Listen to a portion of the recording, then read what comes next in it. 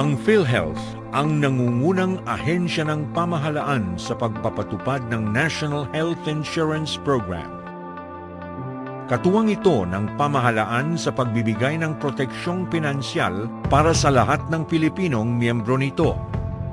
Nitong nakaraang taon, sa pag-iibayo na din ng pamahalaan na lubos na matulungan ang mga kababayan nating may mabibigat na karamdaman at nangangailangan ng malaking halaga para maipagamot.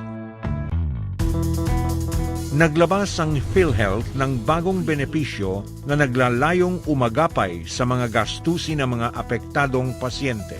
Nakapaloob sa dagdag na benepisyong ito ang mga sumusunod: bayad sa kwartong gagamitin ng pasyente, laboratory, gamot, bayad sa doktor, at iba pang gastusin sa pagpapaospital. Mithiin din ng PhilHealth na lubos pang matulungan ang marami pang Pilipino.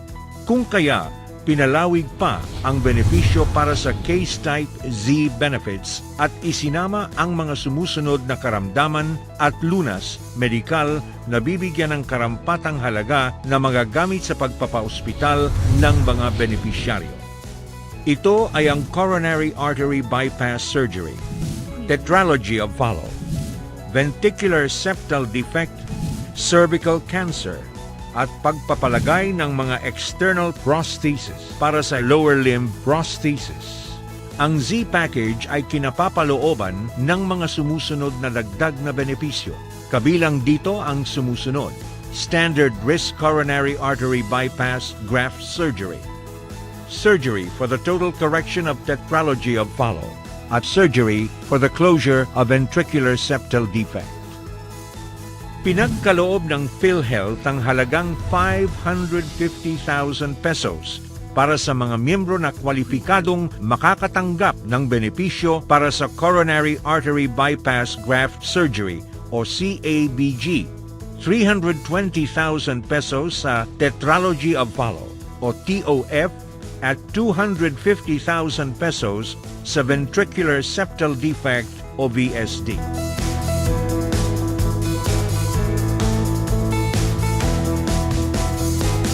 Ang mga ospital na katuwang ng PhilHealth para sa pagbibigay ng benepisyo para sa CABG ay ang Philippine Heart Center, Philippine General Hospital, Vicente Soto Memorial Medical Center, Southern Philippines Medical Center.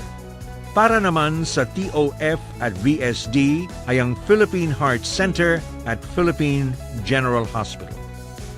Ang mga miyembro naman ng PhilHealth na papasa sa pamantayan upang makatanggap ng benepisyo para sa cervical cancer ay magkakaroon ng benepisyong nagkakahalagang 120,000 pesos. Para sa pasyenteng gagamutin sa pamamagitan ng chemotherapy, low-dose brachytherapy, cobalt, or surgery, samantalang ang mga pasyenteng gagamutin sa pamamagitan ng chemotherapy, high-dose brachytherapy at linear accelerator ay may benepisyong nagkakahalaga ng 175,000 pesos.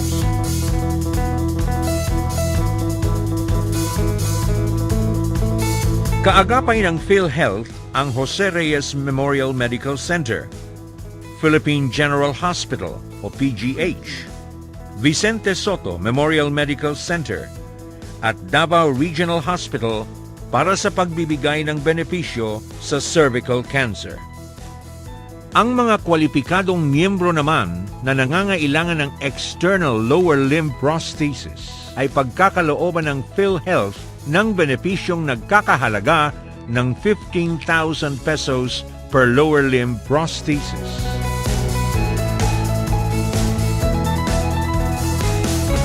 Katuwang naman ng PhilHealth ang Philippine General Hospital, Philippine Orthopedic Center, at University of the East Ramon Magsaysay Memorial Medical Center.